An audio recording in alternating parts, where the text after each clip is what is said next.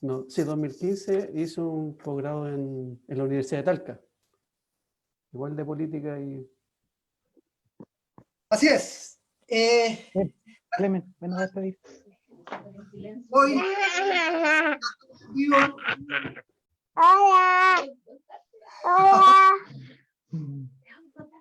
hoy dice, para nosotros, toda sociedad debe ser una escuela, y la escuela debe ser parte integrante de esa gran escuela que debe ser la sociedad, pero no la tradicional, introvertida, satisfecha de una enseñanza que puede ser bien impartida, pero que no traspasa más allá de sus muros, porque pensamos en la escuela abierta, integrada a los procesos que la inquietan, preocupan o interesan a la comunidad. Eso es lo que anhelamos y eso es lo que saldrá del debate democrático que tendrán maestros, padres y alumnos para hacer posible que esa reforma educacional que anhelamos sea el producto de una comunidad. Este proceso de discusión de los problemas educacionales forma parte de una concepción amplia y auténtica de una verdadera democracia, en donde la mayoría del pueblo participe permanentemente y no solo en forma ocasional, como ocurre hoy en día, en donde el pueblo todavía es citado tan solo en los actos eleccionarios. No creemos que deba aceptarse que la educación sea considerada un negocio y por lo tanto velaremos para controlar los cobros que allí se hacen y para que, al mismo tiempo, la educación pagada no represente una segregación desde el punto de vista cultural para los niños y niñas de Chile. Con este extracto del discurso de apertura del año 1971 dado por el presidente Salvador Allende Gossen el 25 de marzo, damos inicio a nuestro programa del día de hoy, donde la temática principal es hablar y reflexionar acerca de la educación pública, de la educación también, en estos tiempos complejos de pandemia, de confinamiento. Sabemos que quienes trabajamos en educación hace muchos años que estamos esperando un cambio, un giro, y bueno, creemos que si alguna de las cosas buenas y una oportunidad que nos puede entregar esta pandemia puede ser una de ellas. Y para eso tenemos un máster de máster en el área, tenemos a un profesor que lleva toda su vida investigando acerca de temáticas sobre la educación, y él es Cristian Beley Carbacho, sociólogo de la Universidad de Chile, máster en política educacional y doctor en educación de la Universidad de Harvard. ¿Cómo está, profesor? Gusto de saludarte. Hola a todas y a todos, muy bien. Muchas gracias por la invitación. Muchas gracias por aceptar la invitación. Esperamos estar a la altura de tan magna conversación. Saludamos también a nuestros panelistas y nuestros amigos que nos acompañan cada martes y jueves en este programa, su programa, Comunidad Sin Límite, una alternativa a los noticiarios, a las novelas, y que quiere solamente aportar con un granito de arena a estos tiempos mustios y marchitos. Saludamos a mi amigo personal, Ítalo Gallegos Pulido. ¿Cómo está, profesor? Gusto saludarte. Hola, Michael, gusto saludarte igualmente. Gonzalo está en esta segunda edición del Día de Comunidad Sin Límite. Y bueno, agradecer la invitación de Cristian y obviamente de manera muy personal, muy grato poder generar esta conversación, este diálogo con él, una persona que desde el punto de vista profesional y académico admiro mucho. Así que esperamos poder también interpretar las inquietudes que tengan las personas que nos están siguiendo en este momento a través de la plataforma Así Convivencia. Así es, así que toda la comunidad que comenzará a participar y que ya está empezando a participar, envíennos sus comentarios, sus reflexiones, sus preguntas, que se las vamos a transmitir a Cristian acá en vivo y en directo. Saludamos también a nuestro psicólogo, panelista los días martes, desde San Pedro Histórico, desde la ciudad de Concepción. Amigo Gonzalo, ¿cómo estás? Muy bien, gracias a Dios. Bueno, ustedes dos ya los saludé hace un rato, pero Cristian, de verdad un placer tenerte acá. Yo creo que lo hemos conversado muchas veces. Si bien este ejercicio que estamos haciendo acá es para la comunidad, es para poder hacer el ejercicio reflexivo, no solamente una mera entrevista, no se trata de recolectar datos, sino de generar un proceso reflexivo y que en este proceso también pueda participar la comunidad a través de las redes. Para nosotros está haciendo una serie de lujitos, de verdad, nos ha calado profundamente, de hecho. Y así que yo de verdad estoy súper agradecido porque hacer un paréntesis para venir a hablar con personas que probablemente no aparecemos, digamos, en ningún otro lado que no sea en este grupito que, bueno, cada vez más creciente, ya somos, no sé, alcanzamos los 1000 suscritos ya hace el día de hoy de la mañana. Pero es un espacio abierto, flexible, cálido. No buscamos la disidencia, no buscamos profundizar. Y eso yo creo que es el elemento esencial en este espacio. Así que de verdad muy agradecido porque la experiencia que tú tienes, el conocimiento y el criterio nos puede servir mucho para dilucidar muchas cosas. Así que muchísimas gracias. Así es, y vamos a comenzar con el programa, o sea, ya comenzamos, pero con la temática en sí. Y vamos a hacer dos preguntas. La primera, que es la más importante de todas, que tiene que ver principalmente, Cristian, cómo estás tú, cómo ha estado tu familia, cómo han sido estos días de sobrevivencia, de confinamiento, de cambio de paradigmas, de cambios de vida, de hábitos, cómo ha sido vivir una instancia tan dramática como una pandemia, y cómo lo has tomado desde el punto de vista humano, profesional, cómo ha sido vivir esta pandemia. Y la segunda pregunta, que va orientada al discurso que hacía el presidente en 1971, ¿qué tanto del sueño que él quería desde el punto de vista educativo hoy se cumple, siendo 30 de julio del 2020? Así que te dejo la palabra. Bueno, ha sido, yo creo que igual que para todo el mundo, un periodo muy extraño, muy difícil de procesar. Afortunadamente en mi familia no hemos tenido grandes dificultades. Nos hemos estado acompañando unos con otros, manteniéndonos cerca, visitándonos cuando hemos podido, acompañarnos. Yo en particular además agradezco haberme venido hace un par de años a vivir a Valdivia, de manera que no me tocó lo duro que le ha tocado a los amigos y colegas y familiares también que tengo en Santiago. Viví en Santiago mucho tiempo, aunque yo no soy de Santiago, yo soy de San Antonio, pero igual que muchos jóvenes me fui a estudiar a Santiago, a la Universidad de Chile, porque en provincias no hay todas las oportunidades que en Santiago, y me quedé viviendo en Santiago mucho tiempo, pero la verdad es que después me cambié, me vine a Valdivia y por razones de buscar otros horizontes, pero coincidió ahora esto, me pilló esta tragedia planetaria acá, y la verdad es que lo agradezco porque sin duda que las condiciones de la pandemia y del confinamiento han sido muchísimo menos dramáticas, digámoslo mejor así. En general en provincias que en Santiago y en particular en la región de los ríos ha estado bastante más llevadero. Entonces, en términos personales, esa es la situación, y también experimentando cotidianamente el privilegio de mantenerse con trabajo, de tener un sueldo y una actividad que se puede hacer razonablemente parecida en las casas, y en cambio ver alrededor a tanta gente sufriendo, tanta gente con dificultades, uno siente un poco de pudor de tener esta situación así privilegiada que los académicos tenemos muchas veces, y en estas veces se manifiesta más.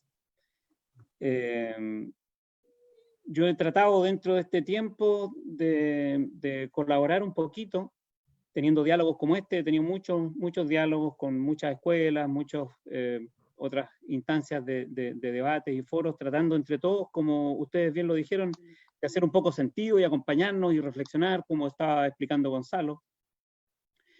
Y con otro Gonzalo, Gonzalo Muñoz, de la Universidad Diego Portales, hemos estado también reflexionando más, o sea, ordenando esas reflexiones y tratando de publicarlas en artículos para ayudar al país a equivocarnos menos. Entonces, quienes se interesen en CIPER Chile, ya he publicado 3 columnas sobre cómo algunas ideas sobre cómo llevar un poco mejor en el campo de la educación esta situación tan dramática. Entonces así he estado. Y la segunda pregunta, que tiene que El ver presidente con Allende y su sueño. el presidente Allende y su sueño. ¿Cómo Bueno, yo creo que te fuiste bien atrás, porque con una joven historiadora hicimos un estudio sobre la reforma incluso anterior a la del presidente Allende, que es la del presidente Frei Montalva, que define de los 60. Es probablemente la reforma educacional más grande que se hizo en democracia en el siglo XX. La gran reforma estructural, institucional, que abrió las puertas a la democratización en la educación escolar y después también universitaria por la reforma que vino después, el proceso de movimiento de reforma. En Chile, en el siglo XX democrático, antes de la dictadura, fue esa reforma, la del presidente Frei Montalva. Y las propuestas del presidente Allende en educación, en realidad, eran de alguna manera una especie de continuación de esa reforma, que eran ideas más o menos consensuales en la época, de cómo llevar un sistema escolar que era muy injusto, muy segregado, muy segmentado, muy segregado, llevarlo a un sistema de masas y democrático. Uno puede ver las ideas del presidente Allende y de la propuesta de la ENU en ese contexto, en el contexto de profundización de un proceso de democratización y modernización de la educación chilena que venía reclamándose desde los años 30, 40, pero que en realidad se hizo realidad solamente después de la reforma de mediados de los 60. En los términos que tú lo mencionaste, una reforma que la clase social no fuese el determinante, una reforma que no tuviera barreras institucionalizadas. Nos cuesta hoy día recordar que en Chile existían las escuelas tipo A y tipo B, las escuelas que te llevaban a los oficios y al trabajo a los 12, 13, 15 años, y las escuelas que te llevaban al liceo y la universidad y el éxito profesional, y eso eran circuitos educacionales completamente segmentados. Una especie de apartheid, si uno quiere, educacional, hasta no hace nada, hasta nuestros hermanos mayores o quizá tus padres. Bueno, es a eso contra lo que estaban luchando estos reformistas de los 60 y de los 70, y a una concepción entonces que no era solo de clase, sino también institucionalizada, muy fuerte entre las ciudades y el campo. Pero claro, después lo que vino fue la discontinuidad de ese esfuerzo, producto de la contrarreforma brutal de la dictadura, que lo que hace es interrumpir el proceso de democratización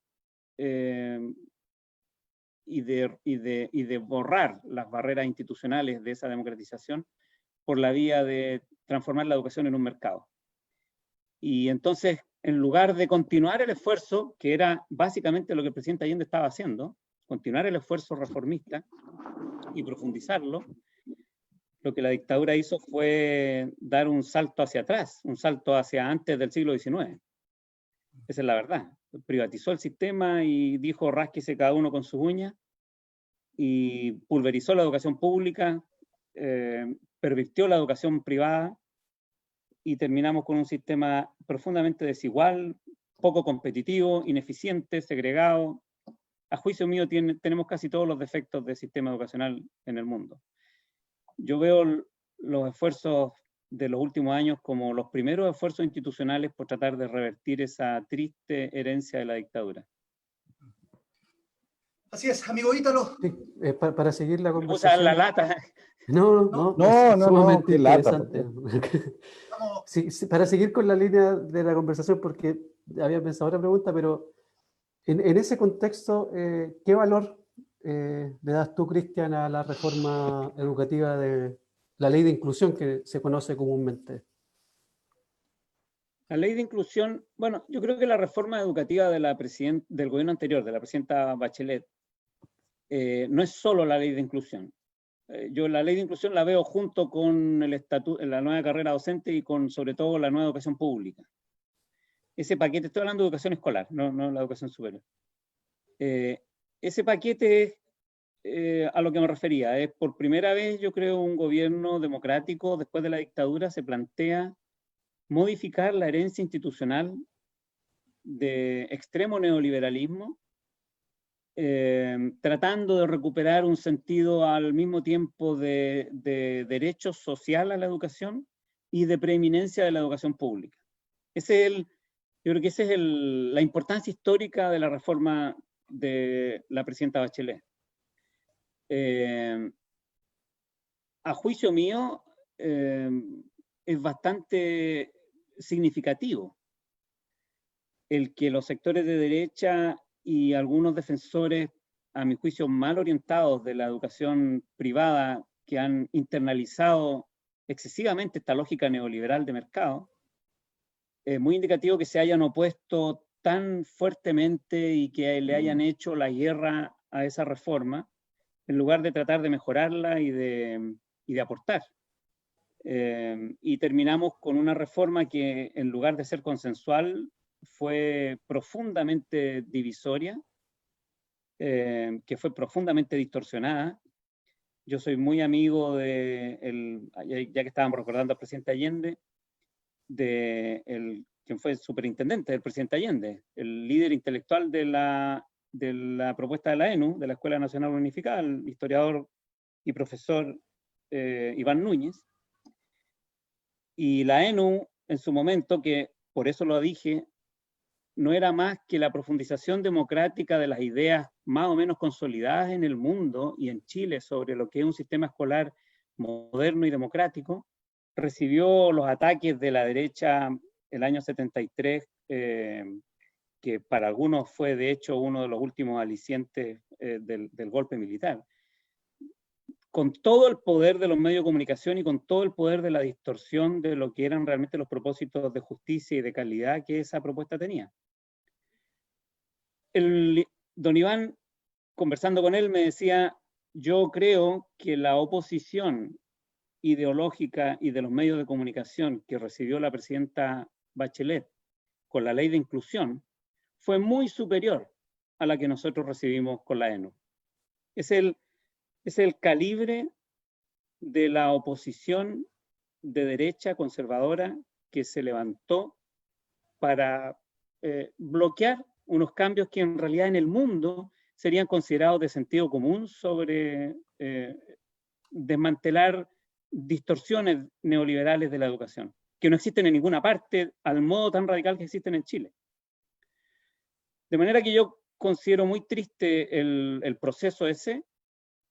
Afortunadamente, Chile lo que tenía era una acumulación de fuerzas basada en el movimiento estudiantil y todos los 10 años al menos de fuerza social, y que después del año pasado hemos visto que no eran solo los estudiantes, sino que una gran fuerza social que yo interpreto como hastiada del exceso de neoliberalismo, y entonces se pudo avanzar, pero lo que los conservadores hicieron fue levantar unas consignas como si se estuviera jugando la sociedad cristiana occidental en esa reforma, y eso es profundamente injusto, porque en realidad lo que la ley de inclusión hace es simplemente eliminar algunos de los mecanismos más radicales de neoliberalismo instalado durante la dictadura y en la postdictadura en la educación en Chile. Estoy hablando del lucro con recursos públicos.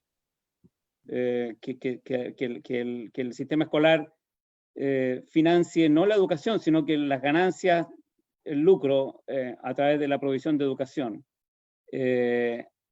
La selección discriminatoria de los niños y de sus familias, basado en cualquier criterio de arbitrariedad del dueño de la escuela. Si el niño tiene un problema a los ojos del dueño de la escuela. Si la familia no cumple con el perfil porque no está casada, porque no se bautizó, porque no, en fin, cualquier cosa. Yo trabajé muchos años en UNICEF y la verdad es que la violación de derechos y de dignidad de los niños y de las familias en los procesos de admisión y de expulsión que habían en Chile o que han habido en Chile por mucho tiempo, basado en esta libertad de empresa de las escuelas, no pasan el estatus de derechos humanos. Y de hecho hubo muchos juicios sobre esto. Y la idea de que las familias tienen que pagar por el derecho a la educación de los niños a través del copago, el financiamiento compartido, que acá se ha tergiversado ya al punto ya extremo, como que las familias lo que compran es como el derecho a ser seleccionados, el derecho a estar en una comunidad de seleccionados. Bueno, y que esa compra en realidad es la motivación, es el causante de la motivación de las familias por la educación de los niños. En cambio, cuando las cosas son gratis, las familias no se preocupan de la educación de los niños. Una distorsión completa de lo que la historia y el mundo han mostrado, que las familias se preocupan por la educación de los niños no porque paguen, sino porque les interesan los niños.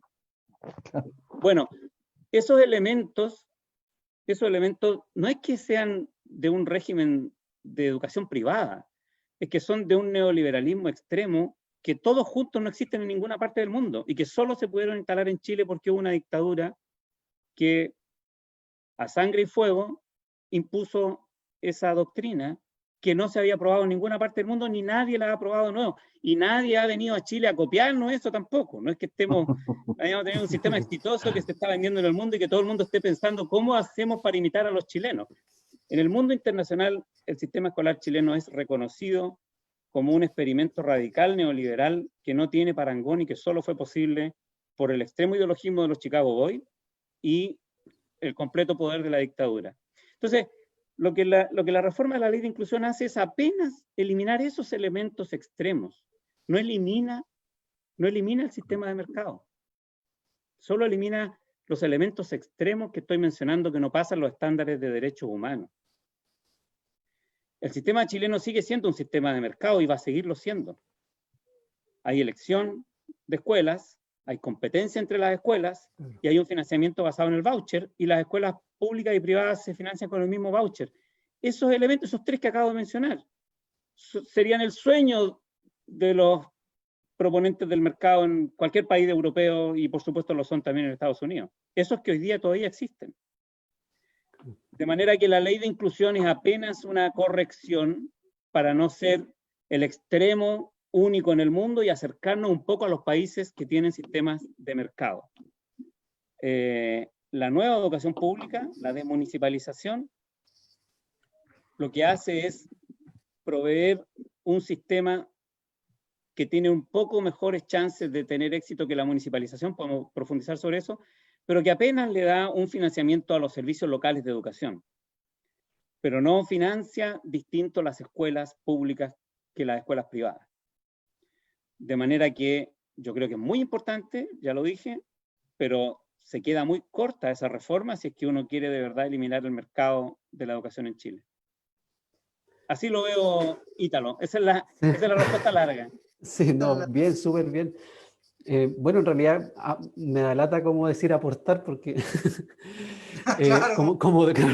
como dato, claro, como dato, cuando se discute esta ley que mencionaba Cristian, justo en paralelo también se estaba discutiendo la ley de aborto por las 3 causales.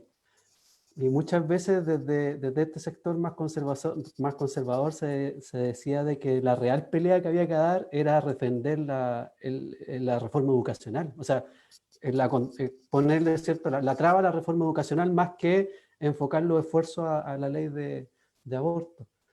Eso como dato. Y lo sí, otro... Lo que resulta insólito es que la gente que defiende esas ideas del mercado siempre ha dicho que lo que defiende es la elección de los padres, y lo que la ley de inclusión hace es garantizar la elección de los padres.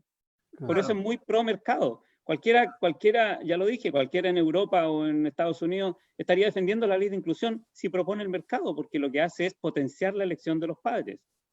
Lo que pasa es que acá los que defienden esa idea en realidad descubrimos que no defendían la elección de los padres, defendían la potestad de las escuelas de discriminar a los padres y a los niños.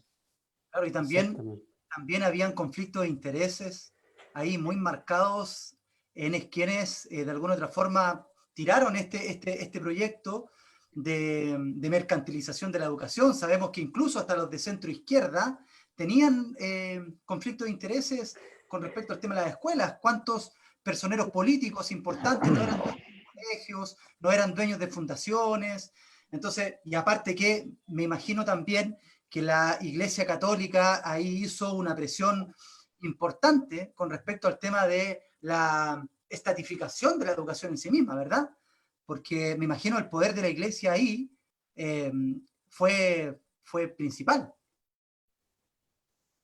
Sí, bueno, fue pública la oposición de la Iglesia, que desafortunadamente ya no es la Iglesia del cardenal Silva Enríquez, sino que es una iglesia conservadora que ha mezclado de una manera, a mi juicio, muy nociva la defensa de la libertad de enseñanza en el sentido que se entiende en el mundo, que es que haya proyectos educacionales distintos y complementarios al del Estado, totalmente legítimo, y que en Chile existió por un siglo, con un gran acuerdo que había en realidad entre el Estado y la Iglesia, posterior a la separación de la Iglesia y el Estado, estoy hablando. Esa lucha ya se dio, y Chile más o menos había encontrado el equilibrio, y había libertad de enseñanza. De hecho, en Chile, entre un sexto y un tercio del sistema escolar durante el siglo XX fue privado, y principalmente vinculado a la Iglesia Católica. Ese no era un problema. Y en cambio, la Iglesia Católica chilena ha usado ese argumento para defender en realidad el principio de la libre empresa que acabo de mencionar, que tiene todo el componente más bien de orientación al lucro y de arbitrariedad de las escuelas, o más bien de los dueños de las escuelas, sobre los padres y los niños, que no es ninguna de las dos cosas lo que en el mundo se entiende por libertad de enseñanza. Ojalá la Iglesia Católica corrija esto, vuelva a la inspiración histórica y tradicional de que complementan el sistema público, pero no para discriminar ni para hacer negocio o defender los negocios de otros. Claro, Hay que hacer la propuesta. Claro, teníamos escuelas lideradas por la Iglesia Católica, escuela para ricos y escuela para pobres. Recuerdo ahí la película Machuca, cuando los colegios de San Ignacio, ahí se trató de generar toda esta inclusión, y bueno, ya sabemos en qué terminó eso. Amigo Gonzalo, por favor. Sí, yo no sé si quiero hacer un giro o no sé, pero mi experiencia con el mundo de la educación ha sido básicamente en el proceso de acompañamiento a profesores, ¿sí? Y yo creo que ha sido un poquito un argumento o una preocupación reiterativa de mi parte en las conversaciones que hemos tenido sobre que me preocupa mucho el estado de los profesores en este minuto. Me preocupa mucho el desencanto, me preocupa mucho que uno se encuentra con estudiantes que vienen recién saliendo de la educación superior y ya tienen los vicios de personas que han trabajado 20 años en el sistema educacional. Ya vienen con las mismas explicaciones, con los mismos paradigmas, con las mismas excusas, con las mismas limitaciones o creencias autolimitantes.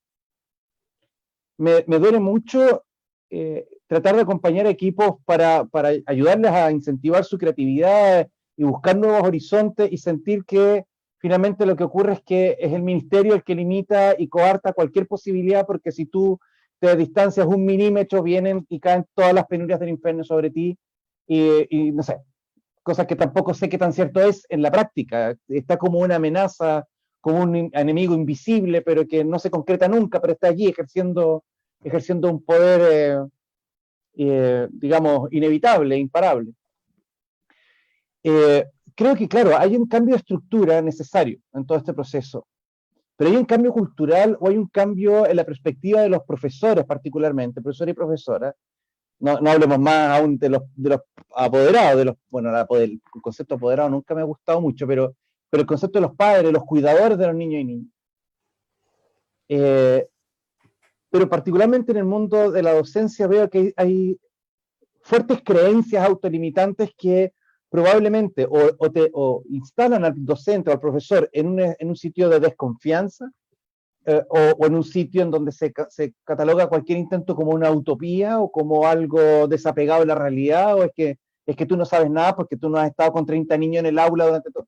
Como que existen esos argumentos que finalmente defienden una realidad que queremos transformar, y transforman esa realidad digamos, no querida en la justificación para no intentar nada nuevo.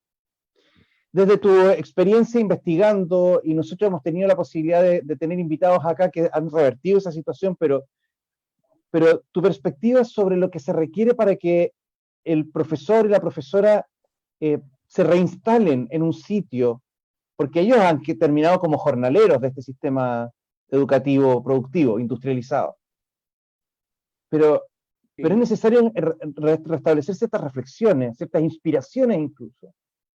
Entonces, mi pregunta, no sé qué tan pregunta es tampoco, pero es mi preocupación y te la comparto porque quiero que me ayudes a entender dónde tengo que pararme yo para poder acompañar bien y adecuadamente a un grupo de profesores sin que lo que yo digo parezca desatinado o utópico, sí. o, claro, desapegado a la realidad, y que pueda efectivamente iniciarse un proceso de transformación.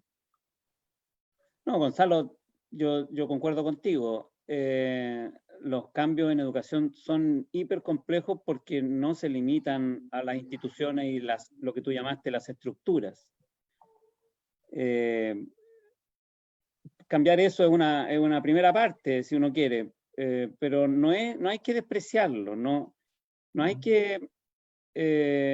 me acuerdo cuando estuve discutiendo estas leyes y la nueva educación pública y la ley de inclusión, en fin, en el Parlamento me tocó una vez ir con un exministro, no lo voy a nombrar, un exministro de la Concertación, que decía que estábamos perdidos, porque estábamos discutiendo estas cosas y en realidad lo importante pasaba en el aula. ¿Para qué hablábamos de las estructuras? Pero lo que pasa en el aula depende, o sea, quién está en el aula depende de quién lo contrata, es su jefe. Y de eso estábamos hablando recién, de cuál es la motivación que tiene para tener una escuela el que contrata a los profesores, el que le paga a los profesores, el que define las condiciones laborales de los profesores y las profesoras. Entonces, separar los análisis estructurales o macros de las condiciones de trabajo y de enseñanza y aprendizaje de la escuela es una trampa en la que caemos si es que creemos que todo depende del voluntarismo y de que se ponga las pilas y que sea responsable y que no sea flojo y que ya pues, córtala con las excusas y empieza a enseñarle a los niños. Y no nos damos cuenta que en realidad los profesores y las profesoras han trabajado en un sistema en el cual el ecosistema, el ambiente, no ha sido el más conducente para profesionalizarlos y para innovar y para desempeñar una enseñanza más desafiante como la que tú probablemente estás esperando. Entonces, yo concuerdo contigo, no bastan los cambios de la estructura para nada, pero no podemos pretender que 40 años de neoliberalismo y de desatención de la educación pública y de ahora 20 años de ultrafijación en los test estandarizados como la única propósito de la enseñanza, no han hecho cultura, no han hecho prácticas que se han instalado y se quedan sedimentadas en las escuelas. Entonces, yo solidarizo contigo, yo no estoy diciendo esto para darle una excusa, ¿eh? Sí, en tu lógica. Pero, por ejemplo, cuando discutimos sobre lo injusto que era el sistema de financiamiento en Chile, porque no le daba más recursos a los que trabajan con los niños con más necesidades sociales.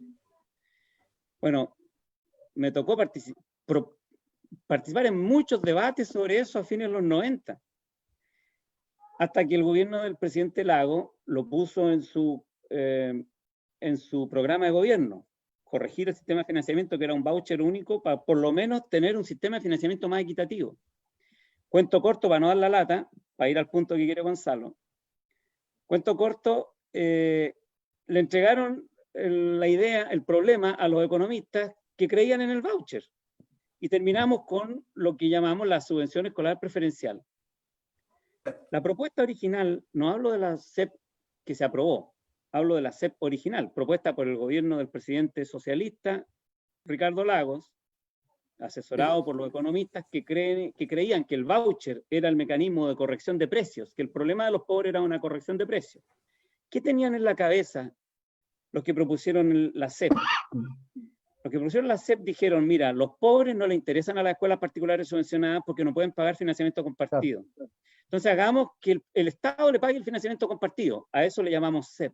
Para que se peleen a los niños pobres, para que los saquemos de las escuelas municipales y se vayan a las escuelas particulares subvencionadas. Primera parte del problema. Segunda parte del problema. Como no sabemos si van a ocupar la plata bien, exijámosle resultados. Digámosle a la gente, en este caso los profesores, los directivos y los dueños de la escuela, mire, si usted tiene buen CIMSE, se gana la CEP entera. Si usted tiene un CIMSE más o menos, se gana media CEP. Y si usted tiene un CIMSE malo, no le damos CEP. Así era la propuesta de la CEP original. Todo esto medido entonces con el CIMSE. Pero, segundo problema, pensar que todo el asunto, que la plata lo compra todo.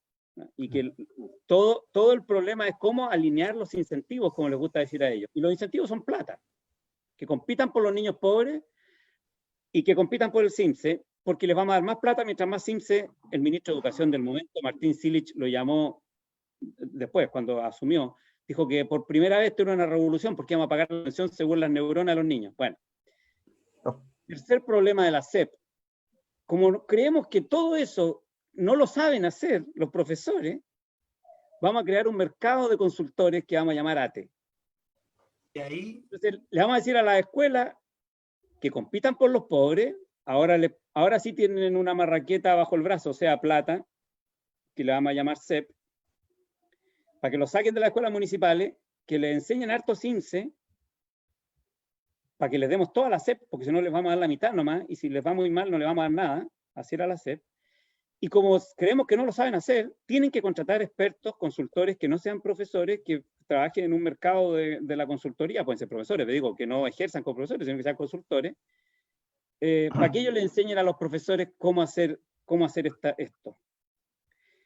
Entonces, para mí la SEP, en esa definición que acabo de decir, que es la ley como se presentó, no como se aprobó, es la ley como se presentó, condensa todo el problema, Gonzalo.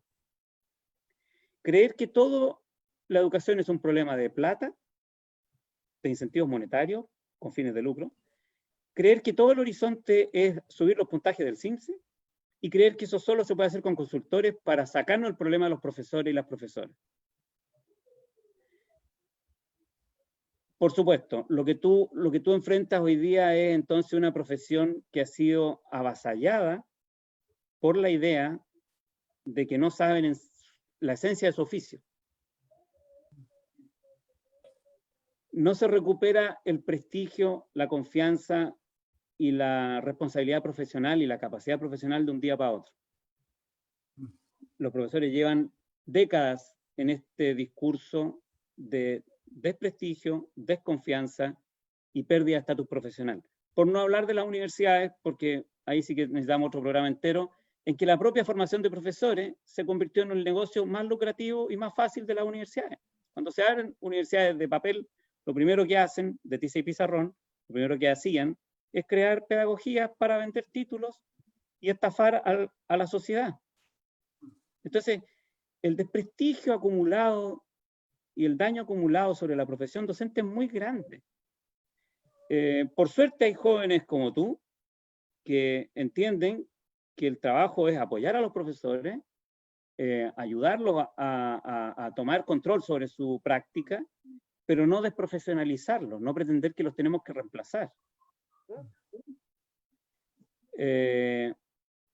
Yo pienso que así como esta lógica desprofesionalizante ha operado por tanto tiempo, tenemos que tener paciencia. Todos los que creemos que la única solución es la profesionalización docente, tenemos que tener paciencia y saber ubicarnos en el punto correcto. Y el punto correcto es, a juicio mío, contribuir a que la profesión docente consolide su saber específico y no pretender que ninguno, ni los sociólogos como yo, ni los psicólogos, ni los psicometristas, ni menos los economistas, ni ahora los neurólogos y los neurocientistas, ninguno de esos reemplazamos a los profesores.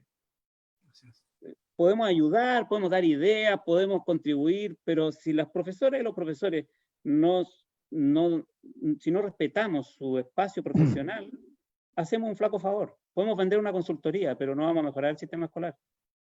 Así es, estamos conversando con el profesor Cristian Beley en nuestro programa Comunidad Sin Límites. Hay muchas respuestas, hay muchos comentarios, hay muchas preguntas, pero me gustaría que nos pudiésemos ir al tema de qué visión cree usted que debiésemos tener nosotros, educadores de la escuela, luego de esta pandemia, como proyectándonos en el futuro. Acá Macarena Torrejón Oñate dice, ¿qué política pública educativa sería exitosa hoy, profesor, para intentar disminuir las amplias brechas escolares que se evidencian en la educación pública y más aún en la pandemia? Sabemos que esto ha agudizado mucho más las brechas desde el punto de vista de la tecnología, ¿verdad? Lo comento desde mi experiencia profesional. Nosotros no podemos llegar a todos nuestros estudiantes a través de Zoom, a través de Meet, a través del teletrabajo, porque lisa y llanamente no están las condiciones para ello. Entonces, si bien vemos que estamos en una instancia donde nunca pensamos que íbamos a estar desde el punto de vista educativo, ¿cómo nos proyectamos para más adelante? ¿Qué política pública cree usted sería ideal para ir generando un cambio educativo? Bueno, yo pienso que el contexto de la pandemia, del confinamiento y la suspensión de clases nos ha puesto a todos en una tensión gigantesca y a los profesores, las profesoras, las escuelas tuvieron que de la noche a la mañana tratar de reinventar su trabajo y la manera básica de entregar el servicio, de producir las oportunidades de aprendizaje de los estudiantes y las estudiantes, se hizo inviable, se alteró, y por lo tanto no hay que despreciar el gigantesco esfuerzo de reconversión que han tenido que hacer en este periodo. Y lo peor de todo es que no sabemos cuánto más va a durar. Yo pienso, bueno, está en uno de los artículos que mencioné, que pueden ver en la web, que el futuro el futuro inmediato, digo el segundo semestre y probablemente parte del año que viene también, va a tener que combinar esto de clases presenciales, suspensión de clases, clases online, apoyo a distancia, no clases, cuando no se puede, como tú lo estás diciendo, Michael. Entonces, creo que el trabajo de reorganización de las escuelas es gigantesco. Por lo tanto, todos los que como Ítalo y Gonzalo trabajan apoyando las escuelas, apoyando a los profesores, van a tener que estrujarse el cerebro para cómo ayudar a que haya mucha creatividad en cómo mantener un sistema que empieza a volver a hacer clases presenciales y al mismo tiempo tiene que mantener el apoyo a los estudiantes cuyas familias tienen miedo, tienen problemas, o cuando todo el mundo tiene que suspender las clases de nuevo y volvemos a la situación de suspensión de clases. Esto nos pilló de improviso en marzo, en abril. Bueno, no podemos seguir pensando que nos pilla de improviso. Ojalá que las municipalidades y los servicios locales de educación mejoren sus dispositivos de apoyo a las escuelas y los liceos para que esto se pueda hacer entonces de una manera más eficiente. Ahora, dicho eso, que es muy general, pero que yo creo que no hay que subestimar, que el esfuerzo organizacional de esto, que va más allá del profesor o la profesora. Pienso que algunos de los problemas producidos por la pandemia son también problemas que se exacerban dadas las lógicas tradicionales con las que funciona el sistema escolar. Por ejemplo, el excesivo foco en las pruebas estandarizadas reduce el rango de lo que los profesores y las profesoras esperan de los estudiantes de una manera que empobrece muchísimo la experiencia formativa de los niños y las niñas. A eso los tecnócratas, psicometristas y economistas le llaman calidad, pero en realidad no es calidad, es la medición de algunos aprendizajes básicos. El desarrollo y el aprendizaje más complejo y multidimensional, aprendizaje integral, como los profesores y las profesoras le llaman en Chile, es mucho más que eso y lo sabemos. Entonces, si me preguntas por el futuro, yo creo que habernos dado cuenta de esto, tristemente, en la pandemia. Pandemia, claro. Cuando vemos que los niños y las niñas han necesitado la creatividad, el mantenerse con propósito, la automotivación, la disciplina, la capacidad de mantenerse saludable, observar su propio cuerpo, observar sus propios sentimientos, su propia emocionalidad, en fin, el arte, la comunicación, todos los elementos que han ayudado a tener una mejor vida en este periodo a las estudiantes y los estudiantes, o que no lo han ayudado porque no lo habíamos desarrollado, son los elementos centrales. Ahora, lo paradojal es que esa es la educación para la vida de la que hablaba John Dewey. La educación para la vida es la educación que equipa a los estudiantes con herramientas que le permiten vivir una mejor vida, no a los 25 o 30 años solamente, sino una mejor vida hoy día, porque hacen sentido hoy día para los estudiantes y las jóvenes y los jóvenes. Esa era la gran propuesta de Dewey, hacer sentido, conectar con los estudiantes hoy día. Bueno, ¿qué más sentido haber desarrollado y poner esos elementos como prioridad y no estar obsesionados con los aprendizajes instruccionales básicos medidos en una prueba? El año pasado, una profesora joven me contaba que a ella la habían contratado por la ley CEP en su escuela para hacer, porque ella propuso hacer talleres de yoga a los niños. Pero justo cuando iba a empezar a hacer los talleres, la contrataron, cambió el equipo y la jefa de UTP y la directora cambiaron y le dijeron que en realidad no hiciera el taller de yoga porque era más consistente con la ley CEP, justo la ley de la que estábamos hablando, que hiciera un taller de preparación para el CIMSE. Entonces ella tuvo que hacer un taller y cambiar su taller de yoga por taller para el CIMSE. Bueno, después vino las protestas de octubre y vino la pandemia ahora, y yo no he podido dejar de pensar en lo que mucho que le hubiera servido a sus estudiantes, que ella hubiera podido desarrollar con ellos el taller de yoga, y que le hubiera contribuido no solo para el futuro, sino para hoy día, a aprender a conocerse, mantenerse sano espiritual y físicamente. Y lo intrascendente que tiene que haber resultado haber hecho un par de ensayos más para el CIMSE. Claro. Entonces, si yo tuviera que pensar en un elemento, es que nos quedemos con esta idea. Yo no estoy, por supuesto, diciendo que no sea relevante lectura, matemática y los aprendizajes básicos. Lo que estoy diciendo es que hay un desquiciamiento en reducir todo lo que esperamos de los profesores, las profesoras y los niños y las niñas a esa métrica y olvidar el tremendo mundo colorido y multiforme que esperamos como desarrollo de los niños y de las niñas. Y ojalá que esa lección no se nos olvide. Todo lo que hagamos para mantener esa perspectiva comprensiva sobre el aprendizaje y el desarrollo, creo que va a ser una gran ganancia de esta época de pandemia. Amigo Ítalo. Sí.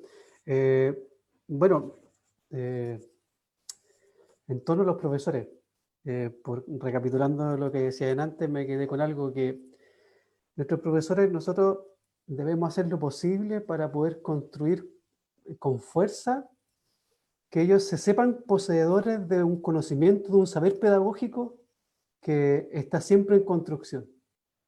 Creo que el poder, ¿cierto? Como bien decía Cristian, poder hacerlos conocedores, hacerlos conscientes de lo importante que son en la especialización en la pedagogía. Creo que es una gran tarea que nosotros tenemos que desarrollar. Asimismo, ¿cierto? En torno al desarrollo de competencias socioemocionales, tomándome lo último que decía Cristian, o sea, hoy en día ese aspecto es fundamental, no lo podemos dejar nuevamente, ¿cierto?, como un apéndice, sino que tiene que estar ahí, hay que ponerle un énfasis importante, pero no debemos olvidar de lo importante que es también poder desarrollar estas competencias en nuestros propios funcionarios, en nuestros propios docentes, asistentes de educación, para poder, ¿cierto?, desarrollarla también en nuestros estudiantes. Eso, en torno a eso. Quería preguntar a Cristian, porque había quedado como en la conversación anterior pendiente y él lo dejó ahí, podríamos tocarlo después, en torno a los servicios locales de educación. Cristian, desde tu perspectiva, ¿cómo has visualizado la instalación de estos servicios locales de educación? ¿Cuáles tendrían que ser como las mejoras que habría que instalarse en esta nueva institucionalidad que se está desarrollando? Claro, conectado con lo que estábamos conversando, los servicios locales de educación, yo soy muy optimista sobre esa reforma. Me parece a mí que el diseño institucional de los servicios locales de educación es muy superior a la municipalización. Creo que la municipalización le hizo un daño gigantesco a la educación pública y a la educación, por lo tanto, chilena en general. Pero es importante que los servicios locales de educación se pongan en la lógica que estamos comentando, que no pretendan reemplazar a los profesores, sino fortalecer a los profesores. Y eso es más, a mi juicio, más probable en los servicios locales de educación que en los municipios, porque los servicios locales de educación van a acumular un capital profesional especializado. No tienen otro propósito que apoyar bien y gestionar bien las escuelas y los liceos públicos. Y están pensados para que tengan equipos profesionales que, como tú lo estás mencionando, o como lo estábamos conversando con Gonzalo, curriculistas, evaluadores, psicólogos, profesores, especialistas, didactas, ayuden, contribuyan a hacer lo que tú, Ita, lo estabas diciendo, que es fortalecer las capacidades profesionales y el saber profesional de los profesores.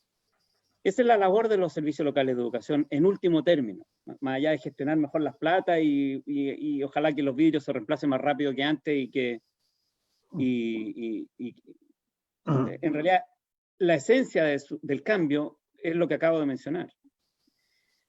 Pero como los servicios locales de educación están más lejos de la escuela, la ley lo que previó como elemento básico de su relación con el sistema escolar es constituir redes de colaboración.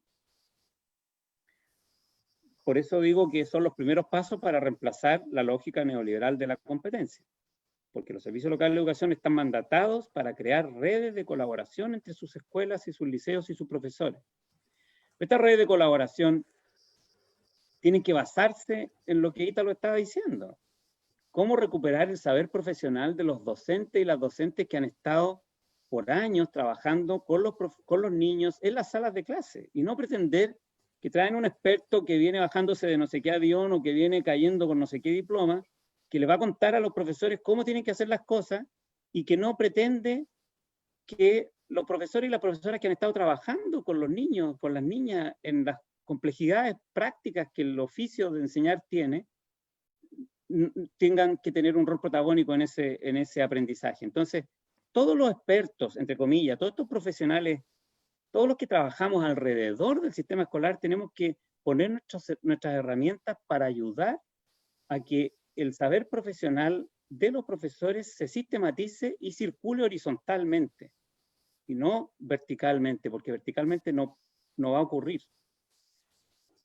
En otras palabras, la respuesta corta es: ojalá que los servicios locales de educación sepan identificar las buenas prácticas de sus profesores, sus profesoras en su escuela, y que en ellas basen el aprendizaje horizontal del trabajo en red, más que en comprarse la última oferta de la ATE de moda.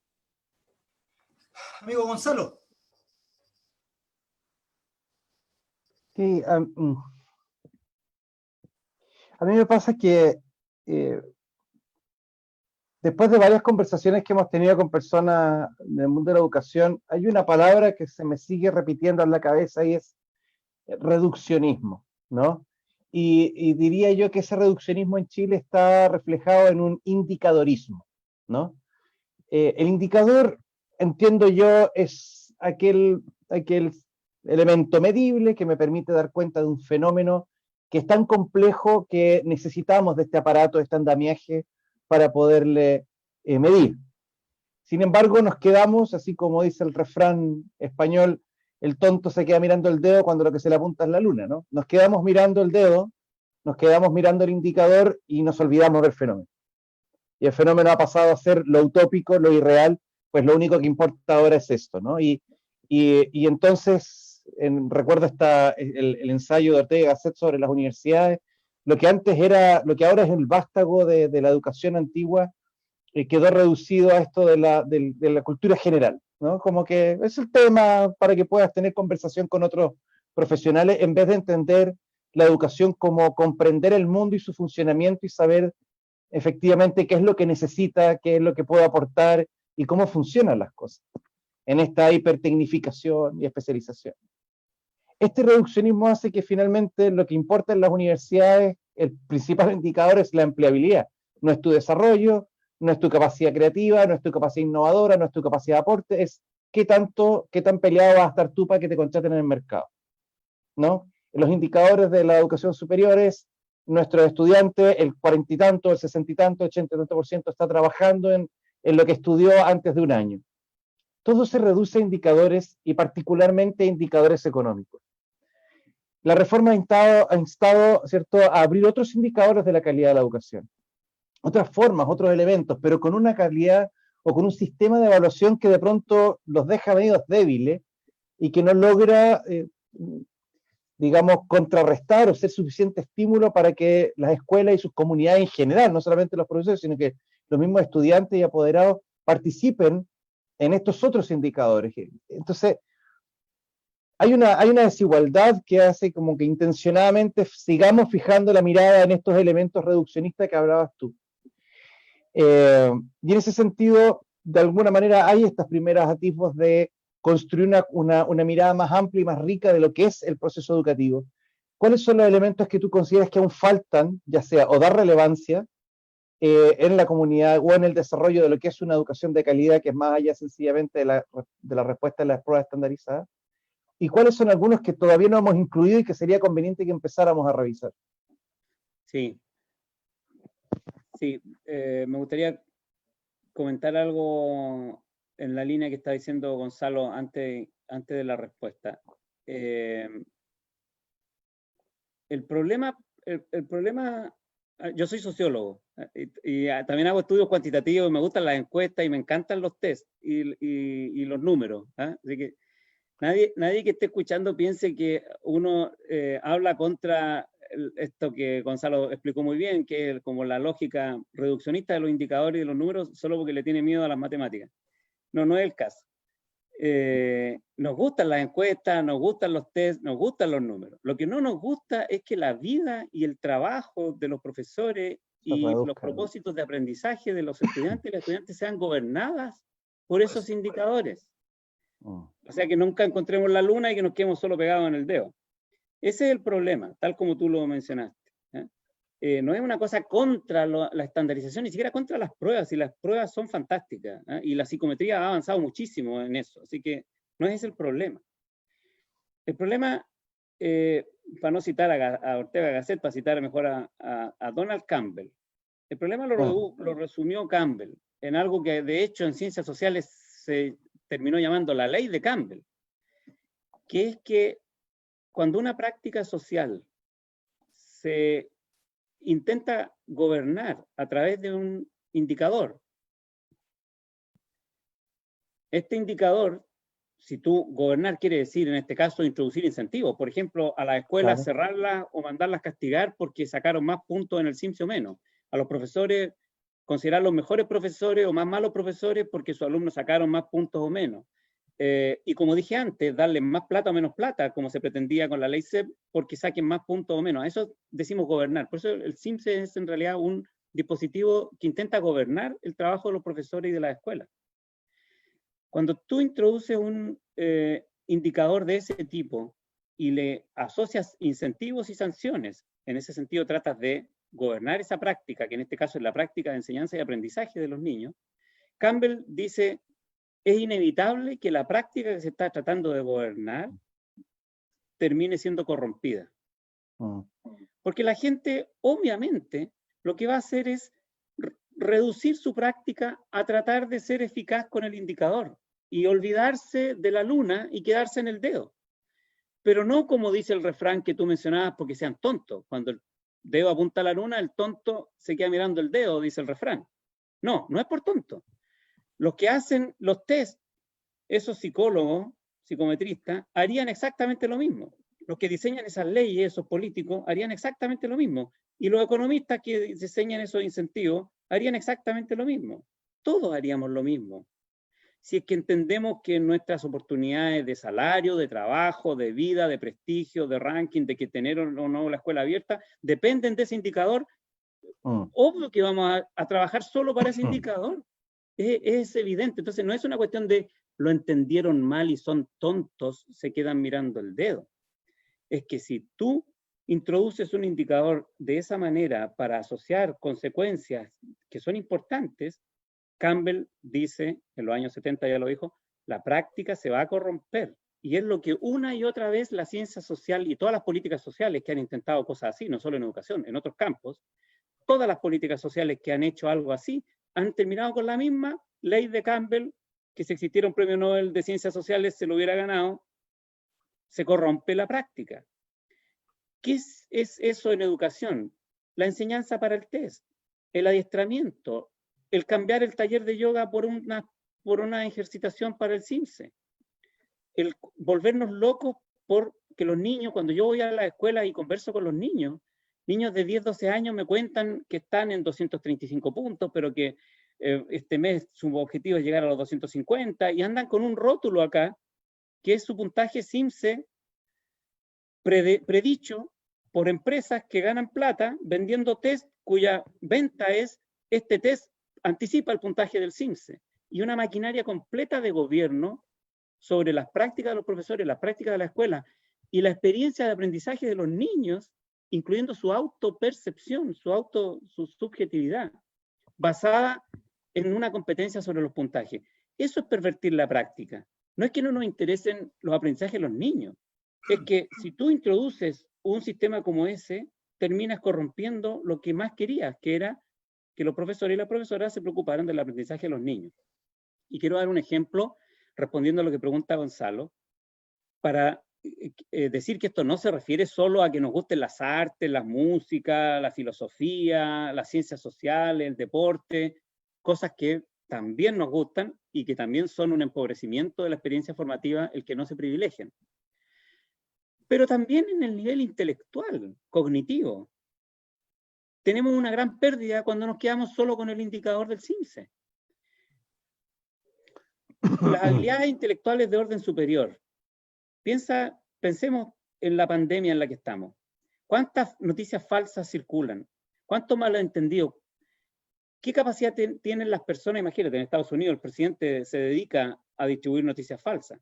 ¿Qué capacidad tiene el ciudadano de decir, oye, esto que está diciendo Trump es mentira? Porque yo leo acá, busco, y la comunidad científica, la evidencia, muestra algo distinto. Lo que él está diciendo es falso. Bueno, para poder contrarrestar las noticias falsas que circulan hoy día en el ambiente de temores y de desconcierto en que estamos, necesitas personas que tengan capacidades intelectuales de orden superior, que el CIMSE no mide, y que también son una pérdida. Entonces, aún a los que les interesan las habilidades cognitivas, no se pierdan. Las estamos desperdiciando porque tampoco somos capaces de evaluarlas satisfactoriamente con pruebas de lápiz y papel, con opciones múltiples, porque hay una distinción básica que es la que Gonzalo dejó implícita en su pregunta. Lo que realmente perdemos es la capacidad de observar el trabajo genuino de aprendizaje de los niños. Hay una diferencia entre indicador y evaluación genuina, real, auténtica. Un test es simplemente una muestra artificialmente obtenida para tratar de encontrar algo que se supone que existe en la cabeza, que es el aprendizaje. Pero lo que en realidad nos interesa no es eso. Lo que nos interesa es si es que el niño o la niña son capaces de buscar evidencia, analizarla, contrastarla, sacar sus propias conclusiones y descubrir la trampa de los que lo quieren engañar. Eso es lo que realmente nos interesa. Bueno, eso supone una evaluación auténtica que las pruebas estandarizadas masivas nunca van a poder hacer. Eso es lo que perdemos también. No es solo el ámbito socioemocional, la felicidad, la salud. También perdemos habilidades intelectuales de orden superior que no somos capaces de evaluar, y entonces nos quedamos con las preguntas de respuestas múltiples, que no van a desarrollar las capacidades de ciudadanía que los niños y los jóvenes necesitan hoy día en un mundo hipercomplejo en el que hay gente que francamente los quiere engañar, diciéndole cosas falsas sobre los virus, las pandemias o los medicamentos y las vacunas. ¿Cómo uno descubre esas teorías conspirativas falsas? Porque tiene habilidades intelectuales de orden superior. ¿Cómo uno las puede evaluar? Difícil con el CIMSE. Necesitamos que los profesores y las profesoras en cada sala de clase tengan esas capacidades profesionales de evaluación auténtica. Si no fortalecemos esa profesión docente, vamos a seguir engañados peleando por los puntos CIMSE y las conferencias de prensa a los ministros. Pero no, eso no va a desarrollar las capacidades que solo los profesores y las profesoras que le ven la cara a los niños y que conversan con ellos y que ven su trabajo, pueden decir si el niño o la niña tiene capacidad de juicio crítico autónomo. No esperemos que eso lo mida el CIMSE para saber que es importante que los profesores y las profesoras lo hagan en las salas de clase. Entonces, perdemos mucho y la única manera, a mi juicio, de que no lo perdamos es que confiemos en los profesores y que ellos y ellas desarrollen esas capacidades de evaluación auténtica en las salas de clase. Un dato también con respecto a eso, porque con respecto a lo que tú decías, Cristian, con el tema de la cuantificación de ciertas capacidades o ciertas funciones ejecutivas, a veces pasamos al otro polo que hacemos nosotros los psicólogos, que tendemos a cuantificarlo todo. Por ejemplo, lo que pasa con las pruebas cognitivas en las escuelas para formar parte del programa de integración escolar. A veces estamos más preocupados si el niño cataloga con una discapacidad intelectual o sale de esa discapacidad intelectual para generar alguna práctica pedagógica. Entonces pasamos como al otro extremo también, de querer cuantificarlo todo, aunque sean las funciones ejecutivas. Y ahí a mí me parece que malinterpretamos la función o la idea que tiene ese test o esa batería que pretende medir algo, pero que se le interpreta de una manera distinta. O sea, a mí me ha pasado en muchos años trabajando en el programa de integración, vemos que a veces las educadoras diferenciales y todos nosotros estamos más preocupados de cuánto es el rótulo que le da el niño o la niña con respecto a una batería que entrega una medición nomás. Pero cómo se utiliza ese puntaje también es muy viciado, porque el niño permanente tiene unas lucas, el niño transitorio tiene otras. Entonces es como que todo está viciado desde el punto de vista cuantitativo, o lo hemos viciado nosotros. Sí, yo pienso que tenemos que reconocer que es difícil introducir los mecanismos de financiamiento, evaluación y control para que estas cosas funcionen bien. Entonces, en un sistema basado en la desconfianza, la creatividad de los políticos y de los economistas es infinita, y siempre van a inventar el incentivo. Entonces, si pagamos un poco más por esto, pagamos un poco más por lo otro, pero entonces las leyes esas están hechas en la desconfianza en los profesionales y en las instituciones escolares, porque tienen fines de lucro, porque quieren ser flojos, porque quieren ganar plata sin hacer el trabajo, porque ese camino es el camino que te lleva a imaginar todos los mecanismos de incentivo financiero más sofisticados del mundo para tratar de controlar a las personas, y todos los test y toda la cuantificación para tratar de no tener que moverme de mi oficina en la Alameda en Santiago y poder controlar el país entero. En realidad lo que necesitamos son instituciones basadas en la confianza. La confianza en las instituciones, las escuelas, no tienen otro propósito que servir bien a sus niños y a sus niñas y no ganar plata. Y en los profesionales que están ahí, tienen códigos de ética y van a saber autorregularse como profesionales de servicio público. Ahora, estas dos cosas que acabo de decir, seguramente a harta gente que me escuchó de haber sonreído y de haber dicho, no voy a poder decirlo porque estamos al aire, pero qué ingenuidad. ¿Ah? ¡Qué ingenuidad! ¿Quién piensa que el mundo funciona así? Bueno, cuando se trata de la educación de los niños y de las niñas, o generamos profesiones y organizaciones con un sentido de servicio público que garantizan el derecho al aprendizaje de ellos y de ellas, o estamos perdidos, porque el otro camino es un camino que ya vemos nos lleva al desquiciamiento. Ahora, eso no quiere decir que la sociedad tenga que cerrar los ojos y decir yo tengo una fe ciega en los profesores y en todos los profesionales que están en la escuela y no me importa nada y nos entregamos. No es eso.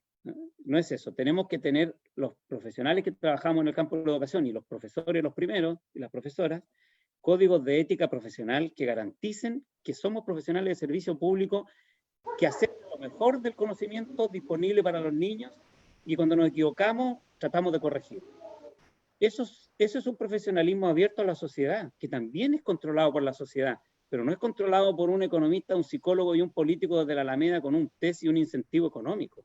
Es controlado por las comunidades, porque se juntan en el consejo escolar, discuten los problemas y se tratan de corregir, porque se juntan en el consejo local de educación, discuten los problemas y se tratan de corregir. El control comunitario de la sociedad es el único sustantivo, a mi juicio, que lo tenemos que activar de personas como sociedad, incluso si uno no tiene hijos, digamos, estamos hablando como ciudadanos ahora, preocupados por el bienestar y la buena educación de los niños y las niñas. Si no hacemos que la profesión docente sea responsable ante la sociedad de esta manera, la otra me parece a mí que es un camino que, como dijo Campbell, termina corrompiendo la práctica.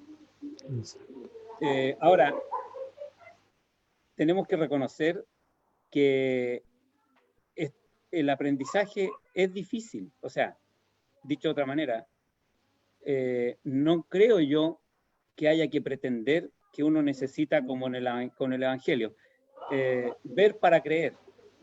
Entonces, cuando le dice, Santo Tomás le dice a Jesús que ahora que vio, creyó, Jesús le dice, pucha, pero mejor, más felices son los que creen sin ver. No digo que haya que cerrar los ojos, ya lo dije, y confiar, pero hay algo en la complejidad del aprendizaje y el desarrollo de los niños que tenemos que renunciar a pretender que lo vamos a medir con una regla, con una pesa, y que la manera de confiar es que tenemos los mejores profesionales, las mejores profesionales de servicio público puestos a su servicio, como cuando uno va y tiene que operarse, y yo por lo menos no le dejaría a nadie en cuyas capacidades profesionales no confíe tomar un cuchillo y abrir mi cuerpo solo por diversión para ver si sabe o no qué es lo que se va a encontrar allá adentro.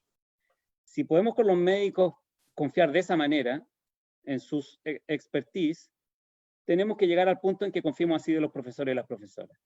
No tienen carta blanca, pero no están sujetos a un policía que se tiene que parar al lado para saber que están haciendo bien su trabajo. Exacto.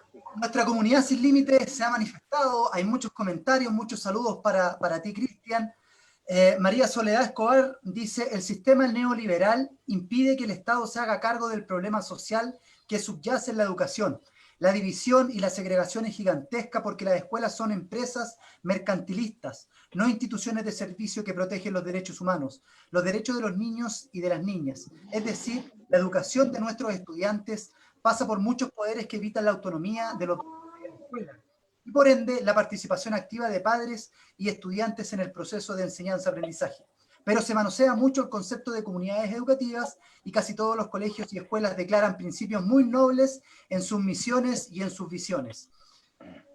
Todas las ideas, dice la SEP, fue aceptar que la educación pública era muy pobre como proyecto educativo a nivel país y querer maquillarlo, entregando a sostenedores inescrupulosos millones de pesos, un negocio más del sistema neoliberal en el sistema educativo.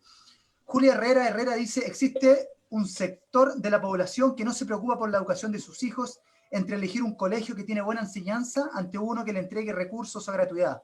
Se quedan con la segunda opción. Creo que antes de nuevas reformas educacionales debemos enfatizar y hacerles saber a los padres la importancia y la responsabilidad que ellos tienen en la educación y la elección del centro educativo para sus hijos. Joaquín Méndez dice, en la línea con el reconocimiento del sitial profesional que le corresponde al profesor como actor social. Cristian, ¿es un aporte el sistema de desarrollo profesional docente, la carrera? ¿Qué lógica lo sustenta? Oye, está tan entretenido escuchando todos los comentarios, me siento en un diálogo y de pronto transformas el último en una pregunta, una trampa de Michael. No, lo que pasa es que no me di cuenta de los signos de interrogación. De los signos de interrogación. Ya, pero paso a la otra, dice. Yo pienso, no, me gustaría comentar algo de los comentarios para que conversemos con las personas que están escuchando. Yo solidarizo con la preocupación de Gonzalo, que no se malentienda mi postura.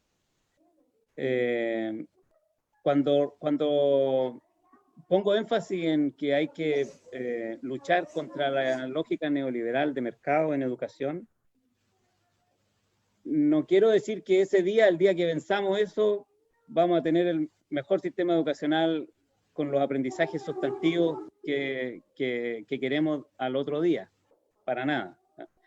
Pero lo que creo profundamente es que esa lógica es tan perversa que debilita a la educación en su sentido más genuino y que debilita a la profesión docente, que es lo único en lo que podemos confiar, como estaba tratando de argumentar recién, que va a tener para cada niño y para cada niña un desafío cada día para un aprendizaje genuino. Pero para que esto ocurra, el desmantelar un sistema orientado por el mercado, la competencia y el neoliberalismo es solo el primer paso.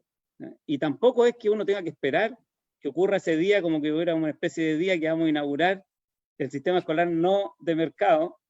No, hay que trabajar como Ítalo lo está haciendo todos los días, hay que trabajar profesionalizando la profesión docente y haciéndonos todos responsables de nunca desprofesionalizarla. Voy a dar un ejemplo, solo un ejemplo para mostrar en el área de las ciencias ahora, ya no en las otras, en el área de las ciencias, corazón de la academia.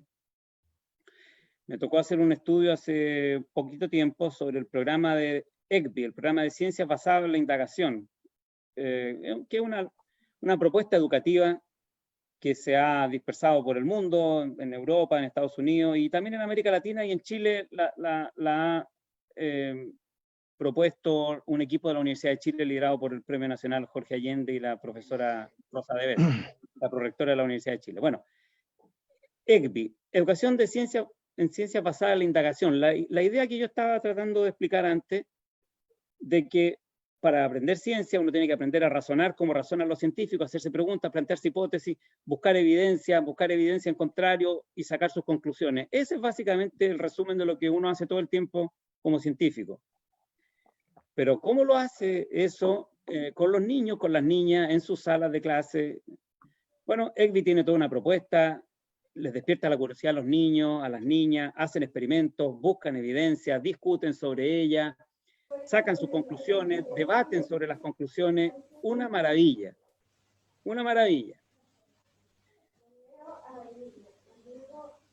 ¿Cómo ECBI evalúa que los niños aprendieron?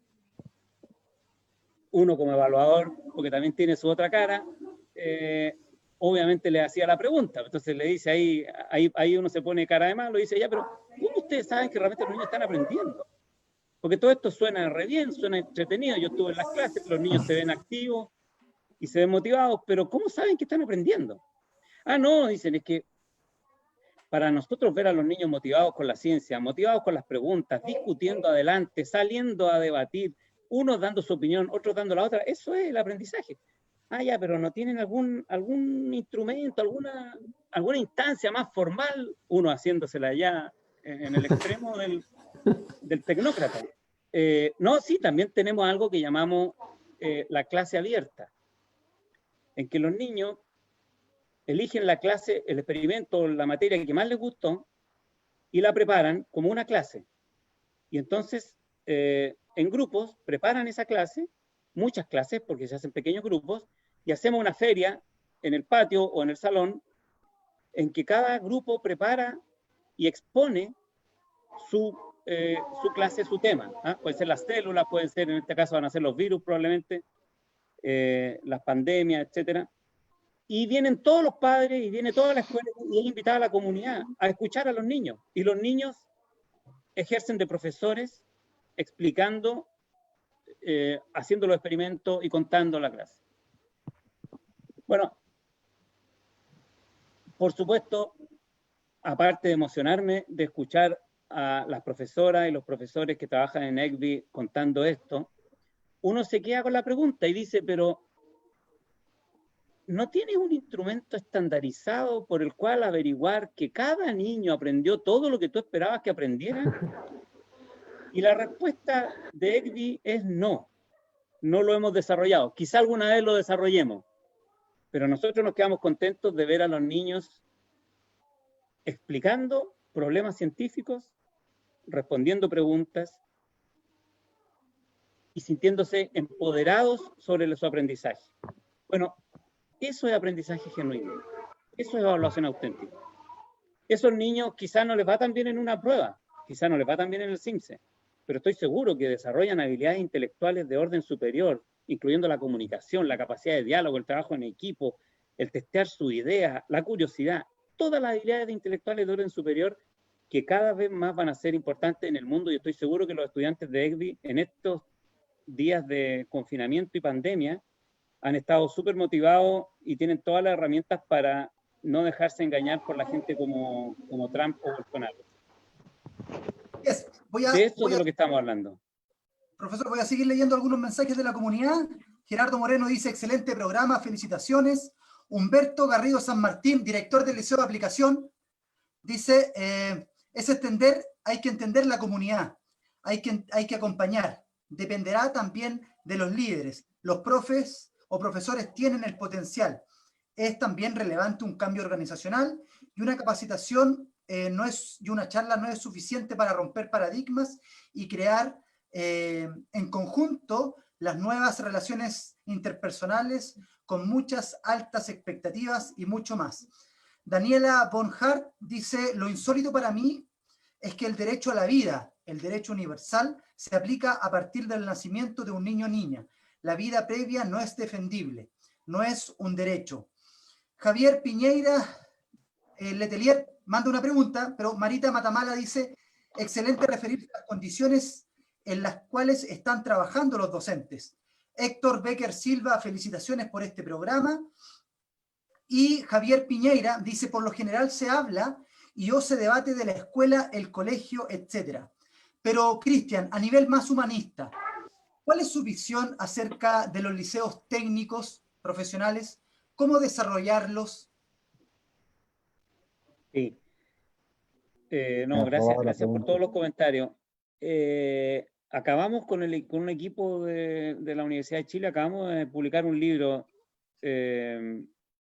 para la persona que hizo la pregunta, se llama El Liceo en tiempos turbulentos, y ahí me tocó volver a trabajar sobre los liceos. Yo había trabajado sobre los liceos hace mucho tiempo, ya en los años 90, y parte de, fíjate que yo mi tesis de sociología la hice sobre los liceos técnicos, sobre un programa de transformar el liceo científico humanista en liceos técnicos. ¿Cómo se llama la persona que hizo esa pregunta? Javier Piñeira. Javier. Y lo que pasa es que la educación secundaria en el mundo en general, pero en particular en Chile y en países como Chile, desarrolló un canal de educación para el trabajo, educación en oficios, que era justamente la reforma del presidente Frei de la que yo estaba hablando, de los años 60. Lo que hizo fue igualar esa educación para los oficios de los adolescentes y los jóvenes con la educación para la universidad del Liceo Científico Humanista. Hasta antes de esa reforma, los que iban a la educación técnica, que en general eran, por supuesto, los más pobres, como sigue siendo hoy día, no podían ir a la universidad porque ese título no los validaba. Lo que hizo esa reforma fue decir, no, los que van al liceo técnico también pueden ir a la universidad si es que les va bien en la prueba de aptitud que se creó por esa misma época. Esta distinción tradicional entre las clases altas y medias profesionales que van a los liceos científicos, que iban a los liceos científicos humanistas para después ir a la universidad, o sea, los que piensan. Y esta educación técnica de oficios para las clases populares para ir al trabajo, o sea, los que hacen, los que trabajan. Es una distinción demasiado básica, demasiado gruesa, demasiado pobre para el mundo que hoy día vivimos. Lo que yo pienso es que hay que superar esa distinción que en último término remite a la cabeza y las manos, a los que piensan y los que hacen. El currículum de la educación secundaria tiene que ser mucho más rico, mucho más fluido, y no tener esta distinción, a mi juicio, entre liceos que preparan para la universidad y liceos que preparan para el trabajo. De hecho, en la práctica está siendo así. Lo que nosotros encontramos en ese estudio es que los jóvenes y las jóvenes que asisten a liceos técnicos cada vez más entienden que no es suficiente, que no es una educación terminal, y que no es que estén buscando trabajo o quieran trabajar a los 18 años, mientras ven que sus pares de clase media o de clase alta van a la universidad a la misma edad. Ellas quieren también seguir estudiando, pero lo que el país les ofrece es una elección dicotómica propia del siglo, de fines del siglo XIX, principio del siglo XX. Yo pienso que tanto la educación científico-humanista como la educación técnico-profesional tienen que, por decirlo así, ganar, si uno quiere hacer una, solo porque ya es tarde, si uno quiere hacer una síntesis, es ganar las fortalezas de la otra y perder las debilidades recíprocas. La educación científico-humanista, que pretende desarrollar el intelecto, la curiosidad, el aprendizaje generativo más permanente, nada de eso debería faltar en la educación técnico-profesional. No puede ser esa su definición. Y la educación técnica, que pretende desarrollar competencias, saberes prácticos, capacidad de hacer y no solo de pensar, nada de eso tiene que estar fuera de la educación científico-humanista. ¿Qué es eso? De manera que la especialización de los jóvenes de educación secundaria debería ser un abanico mucho más colorido que este blanco y negro que ya no responde al mundo, y deberíamos tener, yo creo, muchas más opciones curriculares, mucho más diversas, en que tanto el saber hacer como el saber aprender, como también el saber convivir y el saber ser, estén en todas ellas incluidas. Los artísticos, los filósofos, los científicos, los humanistas, los técnicos en todas sus especialidades. Pero para que eso ocurra, creo yo, tenemos que tener instituciones educacionales más complejas, en que no le hagamos a los adolescentes a los 13 años decidir si quiere ser contador o quiere ser doctor. No tiene sentido. Necesitamos un modo de procesar la diversidad en educación secundaria que abra horizonte y no los pretenda cerrar a los 13 años. Macarena Torrejón, el último mensaje dice: que seco el invitado. Beley es un gran aporte en educación. Me encanta leerlo. Así que hay un mensaje para que nos vayamos con la autoestima un poquito más alta. Bueno, muchas gracias. Amigos, nada es seco, y acá en Valdivia está todo muy mojado, llueve y llueve. Amigo Gonzalo, en síntesis, concluyendo, ¿con qué nos podemos quedar de esta conversación? Sí, yo creo que desde mi perspectiva está el énfasis, digamos, en esta sístole y diástole, ¿no? En este proceso externo e interno que se nutre mutuamente, en donde la estructura y la experiencia personal se van construyendo mutuamente, y claramente la estructura tiene un énfasis mayor, digamos, y en ese sentido, claro, cada uno desde la sociología probablemente la unidad de análisis, ¿cierto?, que es el grupo, es el sistema, se complementa con la mirada del psicólogo, cuyo grupo o unidad de análisis es el individuo mismo, ¿no? Entonces, desde allí hay un diálogo bonito que hacer, y yo me doy cuenta ahora de que es un diálogo en el que he estado involucrado no explícitamente y que requiero darle una vuelta, ¿viste? Porque creo que, y de hecho lo conversaba hace un par de días con un amigo, esto de, bueno, ¿qué es lo que pesa más, no? Si el entorno, el contexto o la determinación personal y la posibilidad de reinventarse como ser humano y darle vuelta a las circunstancias. Claramente ambas cosas son deseables pero no exigibles, los cambios y las transformaciones en ambos niveles.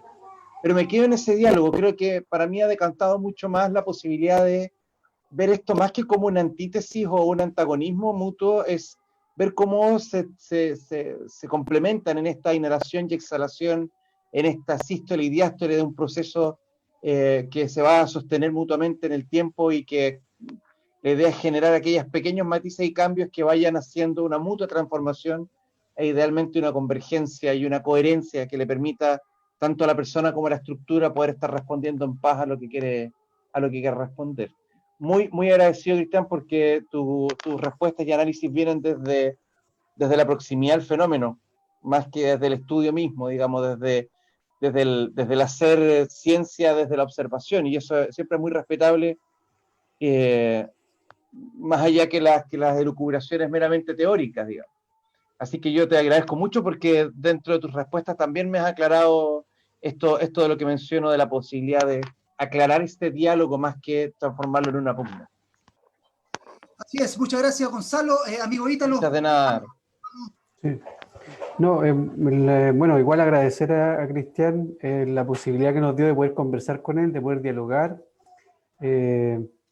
Y solo puntualizar que lo importante y lo relevante que es dentro de lo que es el sistema educativo, dejar de lado las cadenas de presiones, estas cadenas de presiones que se generan muchas veces desde las cúpulas superiores, ¿cierto? De manera vertical y que llegan hasta el profesorado, después el profesorado hasta los estudiantes, las familias. Creo que tenemos que ir instalando las cadenas de colaboración. Creo que ese es el camino para poder ir desarrollando una escuela nueva, como nos planteaba Isidora Mena en unos programas atrás, a partir de esta pandemia. O sea, si hemos aprendido algo es que tenemos que colaborarnos, tenemos que entender de que todos somos importantes en este proceso. Y en ese sentido, ¿cierto? Me quedo con eso, agradecerte. Bueno, yo ya lo dije, soy muy admirador tuyo en torno al trabajo profesional que realizas. Y digamos, desde el trabajo que realizo también me deja contento porque muchas de las cosas que tú fuiste compartiendo también han sido parte de nuestra política de poder gestionar la convivencia escolar aquí en Los Ángeles, pues desde la confianza, desde el confiar en los equipos de trabajo, en nuestros profesores, en nuestros equipos directivos. Y yo siempre les digo, cuando nos equivocamos aquí, nos equivocamos todos y vamos a tratar de arreglar todo el problema. Pero aquí no se trata de buscar culpables ni nada, sino que entender esto como un proceso de la colaboración. Así que muy, muy agradecido, Cristian. Profesor, Cristian, No, gracias a ustedes. Dos favores. Primero, que nos puedas sugerir o recomendar algún libro, alguna investigación para todos quienes formamos hoy la comunidad Sin Límites, para poder entretenernos en estos días todavía de confinamiento. Un libro, algo. El libro que dije, pues, el Liceo en tiempos turbulentos. Ya, Liceo en tiempos. Y lo otro es una frase, alguna consigna que tú hayas tenido en tu vida, que de alguna otra forma desde la filosofía o desde el pensar nos ayude también en estos tiempos complejos. Una frase. Una frase, una consigna, un discurso de alguien. Esas son preguntas para hacer antes, para que uno las piense. Yo creo que la máxima confuciana y después retomada por el cristianismo de tratar a los demás como quieres que te traten a ti es el principio básico de todo. Muchas gracias. Yo voy a recomendar un libro que no lo puedo mostrar porque, disculpa Cristian, pero es que lo pirateé, sí, lo reconozco aquí, que se llama El Gran Experimento, Mercado y Privatización de la Educación Chilena, Cristian Beley. A todos y a todas, léanlo porque es Qué vergüenza. Para los que quieren profundizar la primera parte de nuestra conversación, ese libro es pero genial. Pero, está pirateado, profe, así que lo siento, no. Está muy bien. Nada que hacer. Nada que hacer. Y le agradecemos inmensamente. No, gracias a ustedes. Estado con nosotros, cuídese mucho allá en Valdivia, hermosa ciudad, y nosotros nos vamos a despedir con una frase de Paulo Freire que dice que la educación no cambia el mundo, cambia las personas que van a cambiar el mundo. Sí. Un abrazo inmenso, Cristian, que te vaya muy bien, un éxito, gracias por todo el aporte que nos has dado. A ustedes. Y a toda la comunidad Sin Límites, que les vaya muy bien, lindo fin de semana, y nos vemos el próximo martes, hablando con otros académicos y con otras personas famosas del ámbito nacional. Así que muchas gracias. Háganle clic, me gusta al video, compártanlo y sigan esta comunidad Sin Límites. Un abrazo inmenso. Muchas gracias, Cristian. Chao, Gracias. felicitaciones. Muchas gracias. Chao.